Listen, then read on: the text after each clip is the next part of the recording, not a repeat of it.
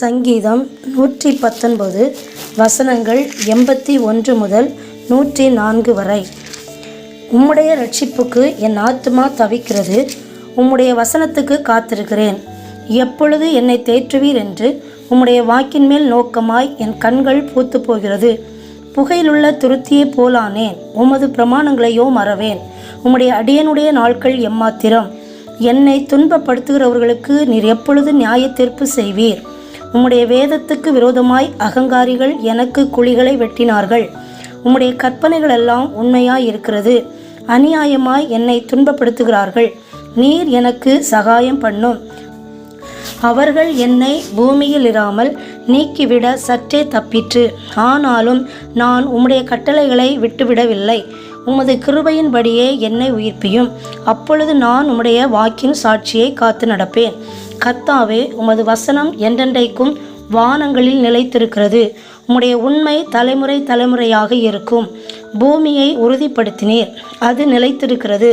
உம்முடைய பிரமாணங்களை நிறைவேற்றும்படி அவைகள் இந்நாள் வரைக்கும் நிற்கிறது. சமஸ்தமும் உம்மை சேவிக்கும். உமது வேதம் என் மனமகிழ்ச்சியாய் இராதிருந்தால் என் துக்கத்திலே அழிந்து போயிருப்பேன். நான் ஒருபோதும் உம்முடைய கட்டளைகளை மறக்க மாட்டேன். அவைகளால் நீர் என்னை உயிர்ப்பித்தீர். நான் உம்முடையவன், என்னை இரட்சியும். உம்முடைய கட்டளைகளை ஆராய்கிறேன். துன்மார்க்கர் என்னை அழிக்க காத்திருக்கிறார்கள். நான் உமது சாட்சிகளை சிந்தித்து கொண்டிருக்கிறேன். சகல சம்பூரணத்திற்கும் எல்லையை கண்டேன். உம்முடைய கற்பனையோ மகா விஸ்தாரம். உமது வேதத்தில் நான் எவ்வளவு பிரியமாயிருக்கிறேன். நாள் முழுவதும் அது என் தியானம். நீர் உம்முடைய கற்பனைகளை கொண்டு என்னை என் சத்துருக்களிலும் அதிக ஞானமுள்ளவனாக்குகிறீர்.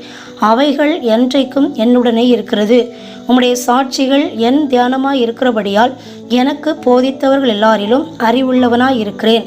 உம்முடைய கட்டளைகளை நான் கை கொண்டிருக்கிறபடியால் முதியோர்களை பார்க்கிலும் ஞானமுள்ளவனாய் இருக்கிறேன்.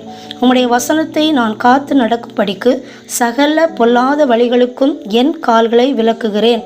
நீர் எனக்கு போதித்திருக்கிறபடியால் நான் உம்முடைய நியாயங்களை விட்டு விலகேன்.